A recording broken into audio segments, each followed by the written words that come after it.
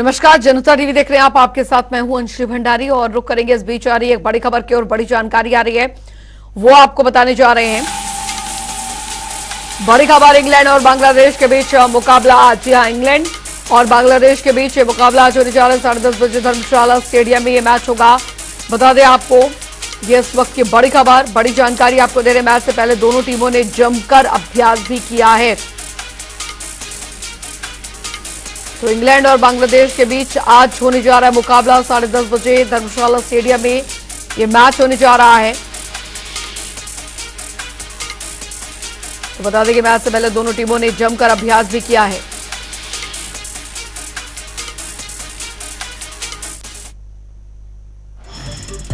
तो बांग्लादेश की टीम अगर बात की जाए, शाकिब अल हसन कप्तान,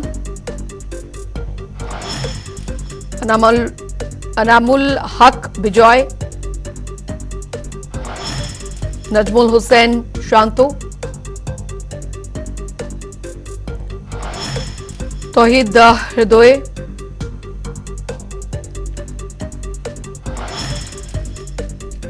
मुशफिकुर रहीम,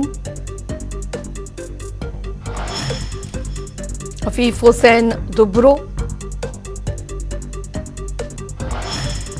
मेहदी हसन मिराज,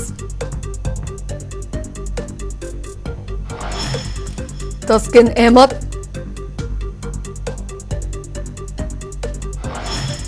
हसन महमूद,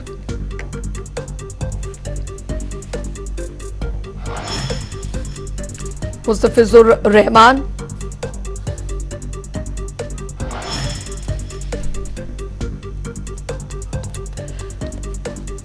संवाददाता सौरभ अटवाल हमारे साथ धर्मशाला से इस बीच जुड़ गए हैं ज्यादा जानकारी के साथ इस खबर पर। सौरभ, आज ये महामुकाबला जो है इंग्लैंड और बांग्लादेश के बीच होने जा रहा है, फिलहाल कितना जोश वहां पर फैंस में देखने को मिल रहा है, क्रिकेट प्रेमियों में देखने को मिल रहा है?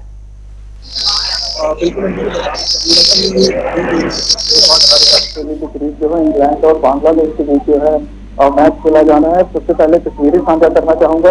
का वक्त है, किस तरह से जो दर्शक हैं वो, हालांकि स्टेडियम के गेट जो है वो खोल दिए गए हैं। 8:30 बजे के करीब जो गेट थे वो खोल दिए गए हैं दर्शकों के लिए। अभी सुबह का वक्त है, इतना क्राउड जो है अभी फिलहाल देखने को नहीं मिल रहा है, लेकिन जिस तरह से समय बीतता जाएगा उस तरह से जो दर्शकों के स्टेडियम में आने का जो सिलसिला है वो शुरू होने वाला है। हालांकि कुछ दर्शक जो है अभी स्टेडियम के अंदर भीतर जो प्रवेश कर रहे हैं। और वही अगर सुरक्षा व्यवस्था की बात की जाए तो सुरक्षा व्यवस्था को लेकर जो है पिछले साल भी जो पुलिस बल है उसको इसकी तैनाती कर दी गई थी, क्योंकि ठीक वर्ल्ड कप से मैचों से कुछ समय पहले ही जो खालिस्तानी जिस तरह से एक धमकी जो दी गई थी उसको लेकर जो पुलिस बल है, अतिरिक्त पुलिस बल जो है उसकी तैनाती की गई है। इसी के साथ पुलिस कमांडो जो है उनको भी कहीं ना कहीं स्टेडियम के बाहर और अंदर तैनात किया गया है, ताकि किसी भी अप्रिय घटना को घटित होने से रोका जा सके। और इसी के साथ अगर यातायात व्यवस्था की बात की जाए तो यातायात व्यवस्था को सुचारू रूप से चलाने के लिए जो है पुलिस कहीं ना कहीं ड्रोन का सहारा ले रही है, ताकि बाहरी राज्यों से जो पर्यटक इस मैच को देखने के लिए धर्मशाला पहुंचने वाले हैं उनको कहीं ना कहीं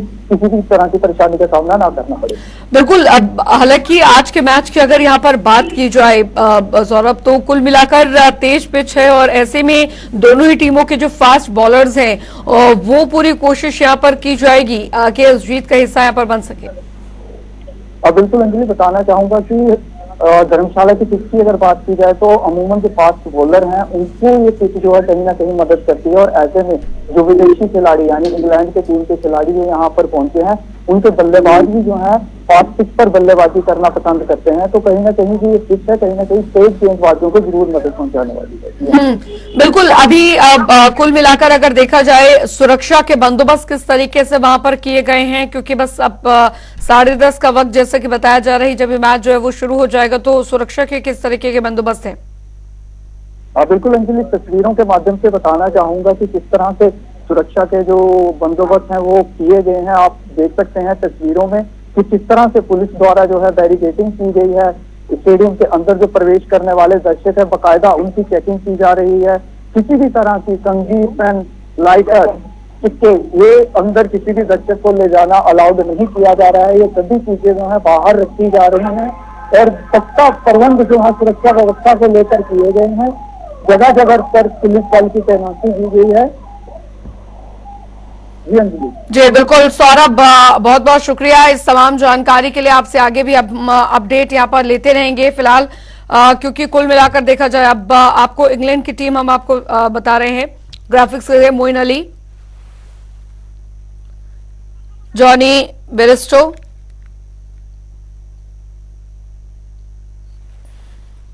सैम कुरीन, लियाम लिविंगस्टोन,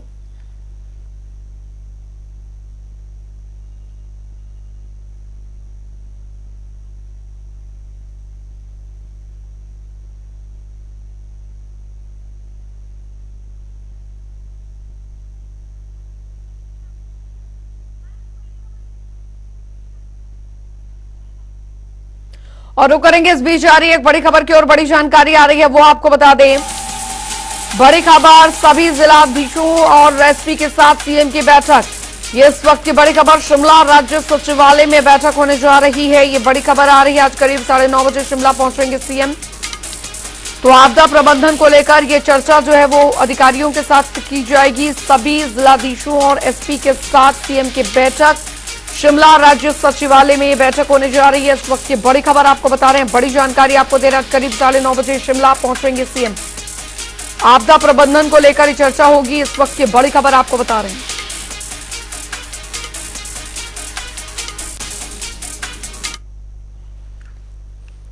बढ़ेंगे आगे। उत्तर 5 राज्यों में विधानसभा चुनावों को लेकर दिल्ली में सीडब्ल्यूसी की बैठक का आयोजन किया गया, जिसमें सीएम सुखविंदर सिंह सुक्खू ने शिरकत की।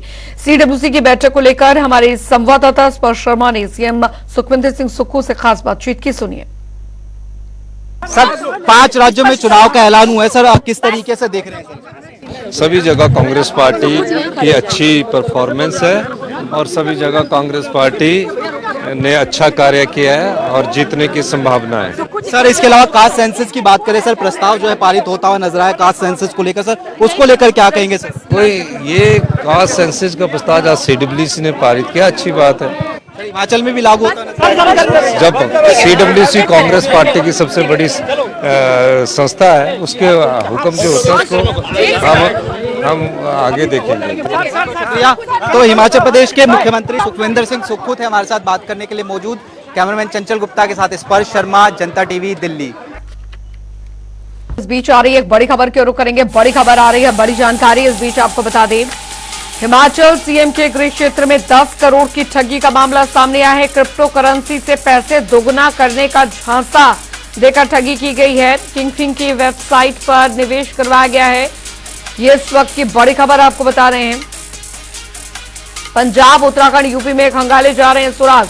ये इस वक्त की बड़ी और अहम जानकारी। पंजाब सीएम के गृह क्षेत्र में 10 करोड़ की ठगी का मामला सामने आया है। क्रिप्टो करेंसी से पैसे दुगने करने का झांसा देकर ठगी की गई है। किंगफिंग की वेबसाइट पर यह निवेश करवाया गया है। कई लोग क्रिप्टो करेंसी ठगी का शिकार अब तक हो चुके हैं। इस वक्त की बड़ी खबर आपको बता रहे हैं। रॉबिन शर्मा संवाददाता हमारे साथ इस बीच जुड़ गए हैं ज्यादा जानकारी के साथ। रॉबिन, क्रिप्टो करेंसी से पैसे दुगने करने का झांसा देकर ठगी का एक बड़ा मामला सामने आया है। अभी पुलिस के हाथ कोई सुराग लग पाया है क्या? देखिए, बिल्कुल ये बहुत जो मामला है, लगातार इसमें नए जो पेज है वो खुलते हुए नजर आ रहे हैं। लगातार ये मामले में जो ठगी के हुए शिकार है उनकी संख्या भी बढ़ती जा रही है और जो इससे जुड़ा आंकड़ा है वो भी लगातार बढ़ता हुआ नजर आ रहा है। पहले मंडी के 17 इलाकों में जो है इसको लेकर छापेमारी भी हुई थी, प्रदेश के अलग अलग हिस्सों में भी छापेमारी हुई थी और जो लोगों का आंकड़ा है वो लगातार बढ़ता जा रहा है। अब जो मुख्यमंत्री सुखविंदर सिंह सुक्खू का गृह इलाका है नदौन, वहां पर भी लोग ठगी का शिकार हुए हैं। उन्होंने भी एसपी को जो है शिकायत पत्र सौंपा है और 10 करोड़ की जो है वहां पर लोगों की जो है शिकार हुए हैं, इतना आंकड़ा वहां से खुलकर नजर आ रहा है। इसके बाद अगर देखें तो ये मामला जो है इसके तार बाहरी राज्यों से जुड़ते हुए भी नजर आ रहे हैं। इस मामले को लेकर प्रदेश पुलिस की ओर से, प्रशासन की ओर से एसआईटी का गठन किया गया है जो इस मामले में जांच कर रही है। और उसके अलावा अब ये 4 अलग अलग राज्य जो है यहाँ पर भी इसके तार जुड़ते हुए नजर आ रहे हैं, जिसमें उत्तराखंड, पंजाब, उत्तर प्रदेश और चंडीगढ़ का इलाका है। यहाँ पर भी जो है आरोपियों से जुड़े हुए जो तार है उनको खंगालने की जो है पुलिस कोशिश कर रही है। तो निश्चित तौर पर ये जो मामला है लगातार बढ़ता हुआ नजर आ रहा है। ऐसे में अब देखना ये होगा कि आने वाले समय में क्या किंग जो है वो अभी भी फरार चल रहा है। ऐसे में ये देखना होगा कि आरोपी कितने इस मामले में पकड़े जाते हैं और जो अपराधी हैं जो ठगी का शिकार करके भाग चुके हैं वो कब तक पकड़ में आते हैं, इसका भी इंतजार लोगों को है। जी, लेकिन रॉबिन, इतना बड़ा नेटवर्क यहाँ पर चला आ रहा है और कई लोग इसके शिकार हो चुके हैं, बावजूद इसकी पुलिस के हाथ अभी भी खाली हैं। और अब जो जानकारी निकल कर आई है कि इसके बाहरी राज्यों से ये पूरा नेटवर्क जो है वो चलाया जा रहा है, यानी कुल मिलाकर समझा जा सकता है कि पूरे हिमाचल में किस तरीके से ये जो नेटवर्क है, ठगी का नेटवर्क है, वो फैला हुआ है। जी बिल्कुल, देखिए अगर आप देखेंगे बड़ा दिलचस्प है कि ना केवल मंडी, हमीरपुर, शिमला समेत ऊना ऐसे जिले हैं जो खासतौर पर बाहरी इलाकों से लगते हुए जो जिले हैं, उसके बाद अंदर के जिले भी जो है हिमाचल प्रदेश के जिनको ऊपरी जिले कहा जाता है, वहां भी इनके तार फैले हुए थे। इसके अलावा जो सारा नेटवर्क है वो बाहर के राज्यों से भी जुड़ा हुआ है। तो निश्चित तौर पर एक बड़ी साजिश इसके तहत देखी जा सकती है। इसमें ऐसा देखा जा सकता है कि कोई बड़ा गेम प्लानर था जिसने पूरा ये षड्यंत्र रचा और जिसके बाद इतने सारे लोगों को यहाँ पर ठगी का शिकार हुआ गया। जो अभी तक मामला सामने आया है उसमें बताया जा रहा है कि 50,000 लोगों ने इस क्रिप्टो करेंसी के अंदर निवेश किया था। इसमें कुछ छोटे निवेशक भी थे, कुछ बड़े निवेशक भी थे। तो कुल मिलाकर देखा जाए तो 50,000 लोग अगर इन्वेस्ट कर रहे हैं तो बड़ा नेटवर्क इस पूरा मामले का जुड़ता हुआ नजर आ रहा है। हालांकि अब SIT जो है लगातार तफ्तीश में जुटी हुई है, लेकिन केवल दस्तावेज और कुछ इससे जुड़ी हुई चीजें ही अभी तक जो है SIT के हाथ लगी हुई है। लेकिन अभी तक मुख्य आरोपी ना वो आरोपी जो मुख्य तौर पर इससे जुड़े हुए थे वो अभी भी कहीं ना कहीं SIT की गिरफ्त से बाहर नजर आ रहे हैं। जी चलिए, बहुत बहुत शुक्रिया रॉबिन शर्मा इस तमाम जानकारी के लिए।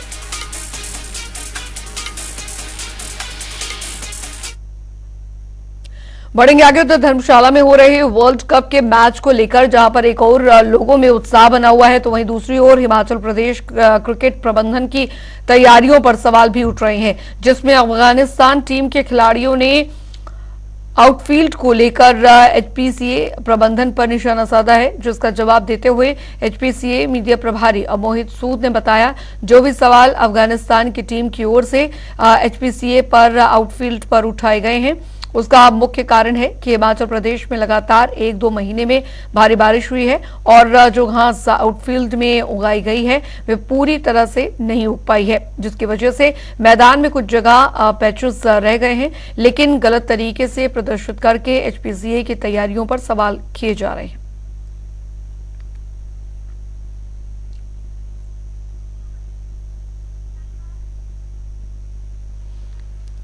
उधर हिमाचल प्रदेश में सेब सीजन अब अपने आखिरी पड़ाव पर है। बीते दिनों हुई भारी बरसात से ने बागवानों को काफी नुकसान पहुंचाया है। वहीं सेब की खेती को लेकर सियासत भी जारी है।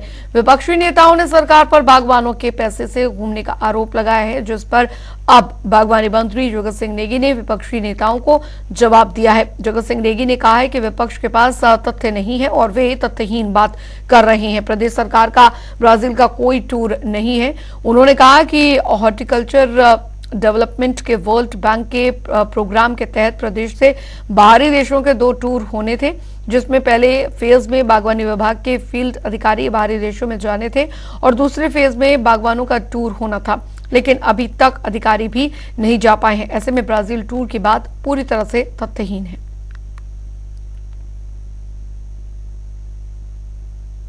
पर जो लोग जिन्होंने लंबे समय से जिनकी राजनीति देश को बांटने का, जातियों को बांटने का रहा, जो केंद्र में भाजपा की सरकार है और पिछले 9 सालों से ये यही काम करते आए। चुनाव के समय जाति का सवाल पैदा करते हैं, चुनाव के समय जो है हिंदू मुसलमान का सवाल पैदा करते हैं, चुनाव के समय में संविधान बदलने की बात करते हैं। तो ये प्रश्न तो उनसे पूछा जाना चाहिए कि ये करते क्या रहे हैं। केंद्र में जो है आज की तारीख में जो लोकतंत्र को जितना खतरा केंद्र की भाजपा की सरकार से हुआ है, आज तक देश में कभी नहीं हुआ है। उधर आपको बता दें कि शिमला जिले के रामपुर में बीजेपी युवा मोर्चा मंडल की ओर से नई कार्यकारिणी की घोषणा की गई है। युवा मोर्चा अध्यक्ष अविनाश कैस ने दरअसल नई कार्यकारिणी के गठन पर कहा है कि संगठन में पार्टी के लिए समर्पित और निस्वार्थ भावना से काम कर रहे युवाओं को प्राथमिकता देगी। यहाँ पर मेहनती और पार्टी के प्रति समर्पित लोगों को आगे आने का मौका दिया जाता है।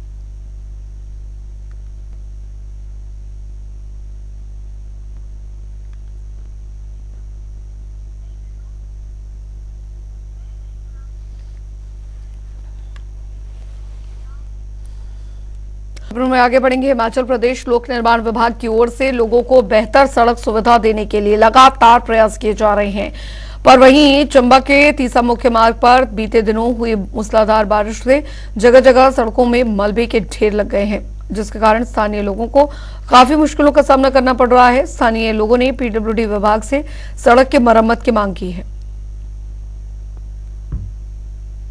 जो है बरसात के सीजन में हमारी जो है मैक्सिमम सड़कें खराब हुई हैं, जिसमें हमारी एक चंबा तीसा मुख्य मार्ग भी है जिसमें भी काफ़ी नुकसान हुआ था, जिसको हमने टाइम टू टाइम हमने जो स्लिप्स वगैरह निकाल के बसेबल बना दिया था। अब उस पर जो एक्स्ट्रा स्लिप बचे हुए हैं उसको निकालने का कार्य किया जा रहा है और ये जो है विद इन मंथ और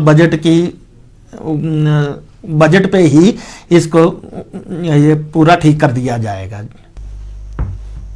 उधर आपको बता दें कि रामपुर में 4 जिलों को स्वास्थ्य सेवाएं उपलब्ध करवाने वाले महात्मा गांधी चिकित्सा सेवा परिसर खनेरी से शल्य चिकित्सक के तबादलों को लेकर अनशन पर बैठे लोगों ने आज 5वें दिन अपना अनशन तोड़ा।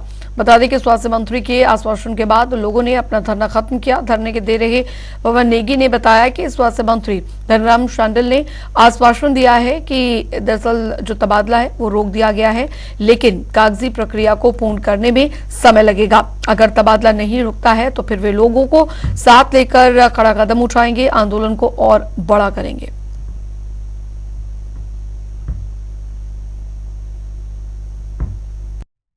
से भी हम बाहर नहीं जा सकते हैं। जो डॉक्टर की राय होती है हमें उस पर चलना होता है। डॉक्टर की राय ये थी कि ग्लूकोज का जब शुगर लेवल गिर जाता है तो शरीर में कई इफेक्ट हो सकते हैं, तो उन्होंने अपने राय के मुताबिक ड्रिप चढ़ाए। बाकी मैं डॉक्टर पद्म शर्मा जी का और उनकी पूरी डॉक्टर टीम का और सिस्टर टीम का, नर्स टीम का और यहाँ सफाई कर्मचारी और C2 के कर्मचारियों का सभी का मैं धन्यवाद करना चाहता हूँ। उन्होंने आश्वासन दिया है कि हमने जो है जो डॉक्टर संजय का तबादला है वो रोक दिया और फाइल पर जो है क्या बोलते साइन जो है करने को रह गया। जो प्रक्रिया जो ट्रांसफ़र रोकने की प्रक्रिया वो जो है शुरू कर दी है, ट्रांसफ़र जो है रुक जाएगा। परंतु हम ये कहना चाहते हैं कि CI2 की तरफ से और CPM की तरफ से कि रामपुर जो है बहुत बड़ा अस्पताल है। 4 जिलों के लोग जो इस अस्पताल के अंदर आते हैं अपने स्वास्थ्य की देखभाल करने के लिए। जो छोटे अस्पताल है वो ऑलरेडी उनकी हालत खस्ता है। ऐसी परिस्थिति के अंदर जो है रामपुर इतने बड़े अस्पताल से जो है जो ट्रांसफर डॉक्टरों की जा रही है वो जो है गलत की जा रही है। और दूसरा जो उधर आपको बता दें नूरपुर में पंचायत प्रतिनिधियों की बैठक का आयोजन किया गया, जिसमें पंचायतों में हो रहे विकास कार्यों और त्रुटियों को लेकर पंचायत प्रतिनिधियों ने मंथन किया। मीडिया से बातचीत करते हुए प्रतिनिधियों ने बताया कि पिछले कुछ समय से पंचायतों में कार्य ठप पड़े हैं। सभी पंचायत प्रधान उदय पठानिया ने दरअसल बताया कि जसूर पंचायत की जियोलॉजिकल यहाँ पर कंडीशन आसान है और हाथीधार पंचायत की ज्योग्राफिकल जो कंडीशन है बहुत ज्यादा टफ है और सिक्योर सिस्टम सॉफ्टवेयर सभी जगह की एक जैसी ही कंडीशन उठाता है। सरकार ने एक सॉफ्टवेयर अपडेट किया है सिक्योर सिस्टम करके, जिसमें जो 60-40 की रेशियो है वो 30% जाके खड़ी हुई है जो लेबर वर्क होती है। तो जो ये 60-40 की रेशियो है ये तो उस सॉफ्टवेयर के कारण बिगड़ रही है।